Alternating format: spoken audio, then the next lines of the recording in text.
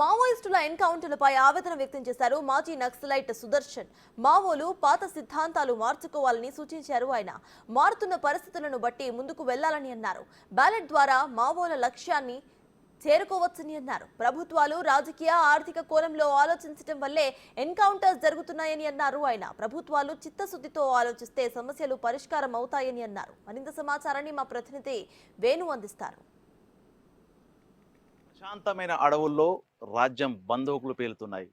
పచ్చని ప్రకృతిలో వెచ్చనైనటువంటి అన్నల రక్త పేర్లు పారుతున్నాయి. గత కొన్నేళ్లుగా అటు ఆంధ్ర, ఛత్తీస్గఢ్, ఒరిస్సా బార్డర్లో ఉన్నటువంటి అడవుల్లో అన్నల చావులు ఇంతకింతకు పెరుగుతూనే ఉన్నాయి. అసలు ఈ అన్నల చావులతో పాటు వరంగల్ జిల్లాకు చెందినటువంటి కీలక నేతలు కూడా ఆసులు బాస్తున్నారు. అసలు ఈ ఘటనలు ఏం చెప్తున్నాయి? దీనికి సంబంధించి మనతో మాట్లాడడానికి సుదర్శన్ అలియాస్ శ్రీరాములు గారు మనతో ఉన్నారు. ఒకసారి వాళ్ళతో మాట్లాడదాం. అసలు ఎందుకు ఈ ఉద్యమం ఏమైపోతుంది, అసలు దానికి సంబంధించి వాళ్ళ వ్యక్తిగత ఏ విధంగా వ్యక్తిగత ఆలోచనలు ఏ విధంగా ఉన్నాయి, ఒకసారి వాళ్ళతో మాట్లాడతాం. అన్న నమస్తే. నమస్తే. ఎట్లా అసలు గత కొద్ది రోజుల నుంచి చూస్తే దండకారణ్యం, కీలకమైన దండకారణ్యంలో కూడా బలగాలు వెళ్తున్నాయి. పూర్తి స్థాయి లోపల ఎన్కౌంటర్లు కూడా భారీగా పెరిగిపోయినాయి. నిజంగా మీరు అందులో పనిచేసిన వ్యక్తిగా మీ ఆలోచన అసలు ఇప్పుడు ఏమనిపిస్తుంది దాన్ని చూస్తుంటే? ఎన్కౌంటర్లు జరగడం అనేది బాధాకరం. ఇటు నుంచి కానీ అటు నుంచి కానీ హననం అనేది జరగకుండా ఉండాల్సిన అవసరం ఉంది. అది సమస్య అనేది రాజకీయ ఆర్థిక సామాజిక సమస్య.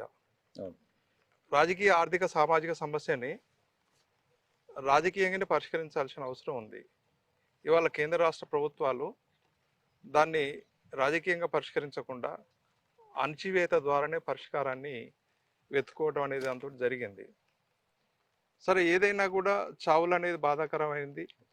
అటువైపు ఇటువైపు నుంచి చనిపోతున్న వాళ్ళంతా కూడా పేదలే అనే దాంతో గుర్తుంచుకున్నప్పుడు ఇది సమాజానికి, సమాజ అభివృద్ధికి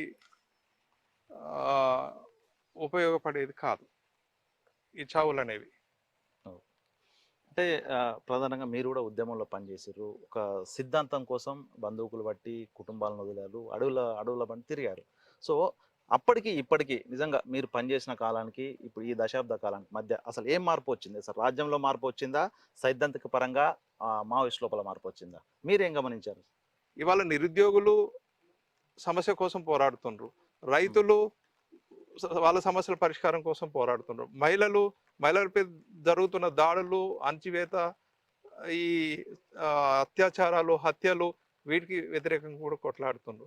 ఈ విధంగా దేశంలో ఇవాళ ఒక పెద్ద అశాంతి నెలకొని ఉన్నది. కాబట్టి అప్పటికిప్పటికి చూసుకున్నప్పుడు మేము ఇంత రోడ్లు వేసినాం, లేకపోతే ఎన్ని బంగ్లాలు కట్టినాం అని అంత చెప్తున్నారు. కానీ సగటు మానవుని యొక్క జీవన ప్రమాణాలు ఏ మేరకు అభివృద్ధి చెందినాయి అనుకున్నప్పుడు మరి రోజు రోజుకు దిగదారిపోతున్నాయి తప్ప అభివృద్ధి చెందలేదని చెప్పవచ్చు. తూట వేలితే అటు ప్రభుత్వం తరపు నుంచి వెళ్ళినా, ఇటు దండకార్యాన్ని అడవి నుంచి వెళ్ళినా కూడా, ఎటు వెళ్ళినా కూడా ఒక కుటుంబం చిన్న భిన్నమవుతుంది, కొంతమంది ఇబ్బందులు పడుతున్నారు. నిజంగా ఈ యొక్క మారణ హోమాలు కానీ అటు ప్రభుత్వం కానీ ఇటు మావోయిస్టు తరపు నుంచి కానీ నిజంగా ఇది ఆగాలి. నిజంగా పేదవారికి, అనగానే వర్గాలకు నిజంగా ఒక న్యాయం, అందరికీ ఒక రకమైన న్యాయం జరగాలి. ఈ ఈ ఈ అంశమే ప్రధానంగా ఉండాలి అని అంటే వాస్తవం మీరు ఏం చెప్తారు, ఏం సూచిస్తారు ప్రభుత్వాలకు? ఒక విషయం ఏముందని అంటే, ప్రభుత్వాలు ఆలోచించాలి. నక్సలైట్ సమస్య రాజకీయ ఆర్థిక సామాజిక సమస్య కాబట్టి ఇది అణచివేతదారునే పరిష్కారం కాదు. ఒకవేళ ఇవాళ ఇక్కడ నక్సలైట్ ఉద్యమాన్ని అణచివేసిన మరో రూపంలో మరో ఉద్యమం రావడానికి అవకాశం ఉన్నది. అట్లనే ఇవాళ ఉన్న మారుతున్న పరిస్థితులను దృష్టిలో పెట్టుకోవాల్సిన అవసరం నక్సలైట్ పార్టీలకు కూడా ఉన్నది. ఇవాళ దేశాన్ని విశ్లేషించుకునేటప్పుడు రకరకాలుగా విశ్లేషించడం అనేది జరుగుతుంది. అర్ధభూస్వామ్య వ్యవస్థ అనే దాంతో, లేదు పెట్టుబడిదారి వ్యవస్థ అనే దాంతో, ఇట్లా ఈ రకంగా రకరకాలుగా విశ్లేషించుకోవడం అనే దాంతో చేస్తున్నారు. అయితే ఏది ఏమైనప్పటికీ మారుతున్న పరిస్థితులకు అనుగుణంగా ఎత్తుగడలు ఉండాల్సిన అవసరం ఉంది. ఇవాళ ఇక్కడ ఎమ్మెల్యేలు, ఎంపీలు డబ్బులు ఇచ్చి ఓట్లు కొనుక్కుంటున్న ఒక పరిస్థితి ఉంది. ఇవాళ ఎవరైతే డబ్బులు ఖర్చు చేసే వాళ్ళు ఉన్నారో వాళ్ళే ఎమ్మెల్యేలు, ఎంపీలుగా గెలిచే పరిస్థితి ఉంది. సామాన్యులు గెలిచే పరిస్థితి లేదు. ఎవరైతే ప్రజల కోసం పనిచేస్తున్నారో, ప్రజల కోసం ఉద్యమాలు చేసినారో వాళ్ళు ఆహర్నిశలు పనిచేసిన వాళ్ళు ఈ దేశం మట్టి కోసం ప్రేమించి మట్టిని ఆ, అభివృద్ధి చేయాలనుకున్న వాళ్ళకి అవకాశాలు ఇట్లా వస్తలేవు నిలబడుతుంది. లేకుండా పోయినాయి. ఈ పరిస్థితులలో నిజానికి 40 సంవత్సరాలుగా 50 సంవత్సరాలుగా అనేక త్యాగాలు చేస్తూ ఈ సమాజం కోసం ఈ ప్రజల కోసం జీవితాలను పణంగా పెడుతున్న వాళ్ళు వాళ్ళు పందాన్ని మార్చుకొని ఇవాళ కేసీఆర్ తెలంగాణ ఉద్యమం వచ్చిన తర్వాత తెలంగాణలో ప్రభుత్వాన్ని నెలకొల్పి 10 సంవత్సరాలు పరిపాలించిండు. తను అనుకున్న పద్ధతిలో పరిపాలించిండు. ప్రజల్లో నాయకులుగా ఇవాళ వీళ్ళందరూ కూడా అవుట్డేటెడ్ నాయకులు. ఇవాళ కాంగ్రెస్ పార్టీ కావచ్చు, బీజేపీ పార్టీ కావచ్చు, బీఆర్ఎస్ పార్టీ కావచ్చు, ఎమ్మెల్యేలు, ఎంపీలు, మంత్రులు, ముఖ్యమంత్రులు వీళ్ళంతా అవుట్డేటెడ్, కరప్టెడ్ ఫెలోస్. కాబట్టి మీరు నీతి నిజాయితీ కలిగిన ప్రజల కోసం పనిచేస్తున్న వాళ్ళు అనవసరంగా ప్రాణాలని పణంగా పెట్టకుండా సమాజ మార్పు కోసం పందాన్ని మార్చుకొని ముందుకు రావాల్సిన అవసరం ఉంది. ప్రజలు కూడా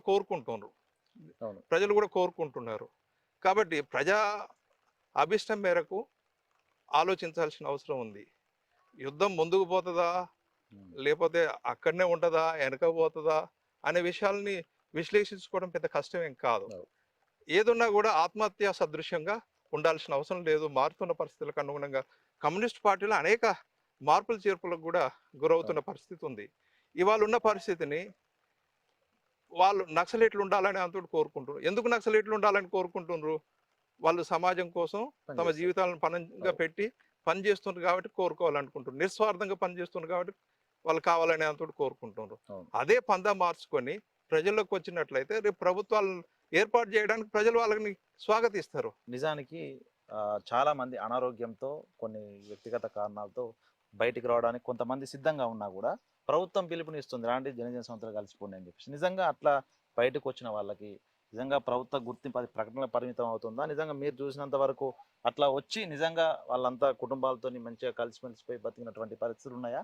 ప్రభుత్వం నిజంగా ఆ పరమైన చర్యలు ప్రకటనలో పరిమితం అవుతుందా, నిజంగా ఆచరణలో పెడుతుందా? ఇప్పుడు ఎన్టీ రామారావు పరిపాలన దగ్గర నుంచి ఇవాళ వరకు చూసుకున్నప్పుడు ఆ రోజు ఉద్యమం చాలా తీవ్రంగా ఉన్నప్పుడు ఉద్యమాన్ని బలహీనపరచడం కోసం వాళ్ళు లొంగిపోవాలని అంతటి ప్రోత్సహించింది. లొంగిపోయిన వాళ్ళకు వాహనాలు ఇచ్చింది, లేదా రుణాలు ఇచ్చింది, లేదనుకుంటే భూమి ఇచ్చింది, ఇండ్ల జాగాలు ఇచ్చిండ్రు, భూములు ఇచ్చిండ్రు. అదంతా కొద్ది మందికి మాత్రమే ఇచ్చిండ్రు. అది కూడా కొద్ది గొప్ప పలుకుబడి ఉండి రాజకీయ నాయకుల అండ ఉన్న వాళ్ళకి మాత్రమే వచ్చింది అనేది స్పష్టంగా గుర్తుపెట్టుకోండి. ఏదైతే జీవోలు ఉన్నాయో జీవోలని 100%గా అమలు చేసింది లేదు. కాబట్టి వాళ్ళు కూడా ఇప్పుడు మాట్లాడేది ఏంటంటే ఉద్యమాన్ని బలహీనపరచడం కోసం, ఉద్యమం నుంచి బయటకు రావడం కోసం మేము అవన్నీ పెట్టినాం. ఆ రోజు పరిస్థితి ఆ రోజు, ఈ రోజు పరిస్థితి ఈ రోజు, అట్లా ఆ రకంగా అధికారులు కూడా మాట్లాడుతున్న పరిస్థితి ఉన్నది. మొత్తంగా చివరిగా ఒక విషయం చెప్పండి. నిజంగా ఈ దండకారణ్యం కావచ్చు, మిగతా చోట్ల కూడా నిజానికి ఇద్దరు కూడా అంటే ప్రభుత్వము ప్రజలకు సేవ చేయడానికే ప్రభుత్వాలు ఏర్పడితే ప్రజలు ఎన్నుకుంటున్నారు. నిజంగా మావోయిస్ట్ కానీ ఈ కమ్యూనిజం సిద్ధాంతం కానీ ప్రజలకు అనగానే వర్గాల సేవ చేయాలి, వాళ్ళకు న్యాయం జరగాలని పోరాడుతుంది. ఇద్దరు ఒకే మాట చెప్తున్నారు, కానీ అసలు ఎక్కడ అసలు ప్రాబ్లం అనేది ఎక్కడ ఉంది? మళ్ళీ ఇద్దరు ఒకే పంతా పోవాల్సిన ఇద్దరు వైరి వర్గంగా మారి ఒకరికొకరు చంపుకునే పరిస్థితి ఎందుకు వచ్చింది? అసలు ఎక్కడ ఈ ఫుల్ స్టాప్ పడుతుంది? నిజానికి శ్రీకాకుళం పోరాటం నుంచి చూసుకున్నప్పుడు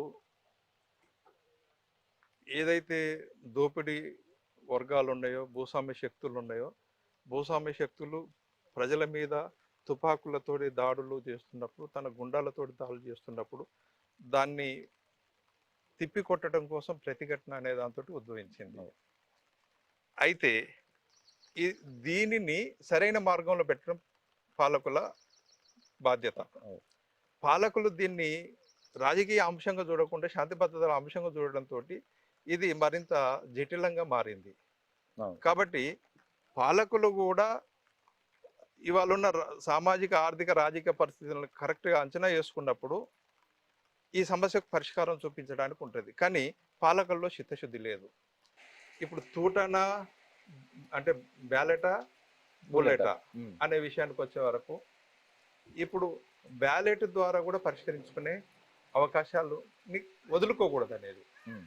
నువ్వే అధికారం. ఇప్పుడు మొన్న కేసీఆర్ తెలంగాణ రాష్ట్రం వచ్చిన తర్వాత ముఖ్యమంత్రి అయినట్టుగా మీరు కూడా ఎమ్మెల్యేగా ఎన్నికై ముఖ్యమంత్రి గారి కేసీఆర్ ఎట్లయితే తన ఆ, కుటుంబం కోసం పని చేసుకుంటూ నువ్వు ప్రజల కోసం పనిచేసేది. అట్లా చేసుకోవడానికి అవకాశం ఉంది. ఆయా సందర్భాల్లో ఇప్పుడు బ్యాలెటా బుల్లెటా అనే దాంతో దాన్నే ఒక సాధికారతగా చెప్పడానికి లేదు. పరిస్థితులను బట్టి మారుతూ ఉంటుంది. కాబట్టి మారిన పరిస్థితులకు అనుగుణంగా మారాల్సిన అవసరం ఉంటుంది. కాబట్టి ఇక్కడ ఎన్నికల ద్వారా కూడా నువ్వు సమాజాన్ని మార్చడానికి ఆ ప్రక్రియకు కొంత స్పేస్ ఉన్నది. ఆ స్పేస్ను ఉపయోగించుకోవాల్సిన అవసరం ఉంది.